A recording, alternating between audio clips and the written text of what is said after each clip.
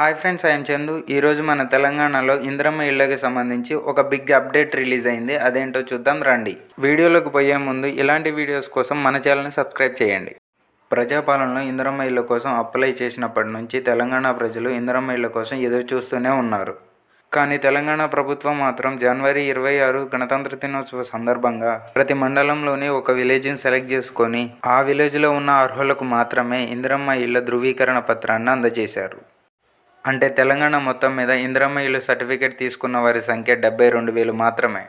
అయితే ఇంకా తెలంగాణ వ్యాప్తంగా ప్రజాపాలనలో దరఖాస్తు చేసుకున్న 3,80,000 మంది మాత్రం ఇందిరమ్మ ఇళ్ళ కోసం ఎదురు చూస్తూనే ఉన్నారు.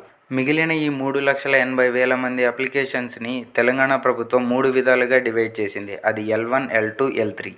వీటిని ఆన్లైన్ చేయటము జరిగింది, వెరిఫికేషన్ చేయటము జరిగింది. అదేవిధంగా ఎలక్షన్ కోడ్ వల్ల పోస్ట్పోన్ చేయటం కూడా జరిగింది. అయితే ఈ తెలంగాణ ప్రభుత్వం లిస్ట్ 1, లిస్ట్ 2, లిస్ట్ 3 అని దేన్ని బేస్ చేసుకొని ఈ లిస్ట్ని డివైడ్ చేశారో తెలుసుకుందాం పదండి.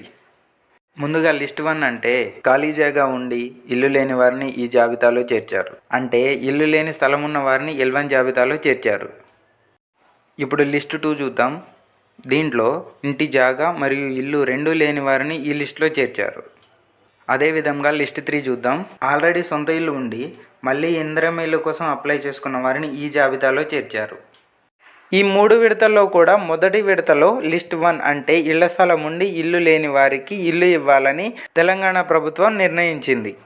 దీనికి సంబంధించిన అర్హుల ఫైనల్ లిస్ట్ ఈ ఉగాదికి మన ఊరి గ్రామ పంచాయతీలో ప్రవేశపెట్టాలని ప్రభుత్వం ఆలోచిస్తుంది. అసలుకైతే ఈ ఫైనల్ లిస్ట్ ఇప్పుడే ప్రవేశపెట్టాలి, కానీ ఇప్పుడు ఎలక్షన్ కోడ్ ఉండటం వల్ల ఈ ఇందిరమ్మ ఇళ్ళని మార్చి వరకు వాయిదా వేశారు.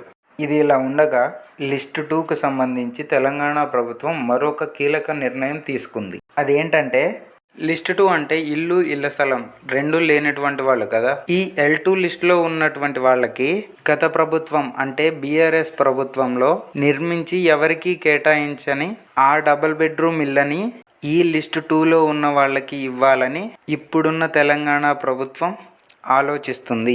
ఈ లిస్ట్ 2లో మొత్తం 19,60,000 మంది ఉన్నారు. వారిలో 80,000 మందికి ఈ డబుల్ బెడ్రూమ్ ఇళ్లను కేటాయించడానికి అధికారులు కసరత్తు చేస్తున్నారు. దీనికి సంబంధించి మరిన్ని అప్డేట్స్ తెలంగాణ ప్రభుత్వం నుంచి రావాల్సి ఉంది. ఆ అప్డేట్ మీద మళ్ళీ ఇలాంటి వీడియో వస్తుంది, సో సబ్స్క్రైబ్ చేసుకోండి. ఇంకా లిస్ట్ 3 అంటే వాళ్ళకి ఆల్మోస్ట్ 70-80% హోప్ లేనట్టే.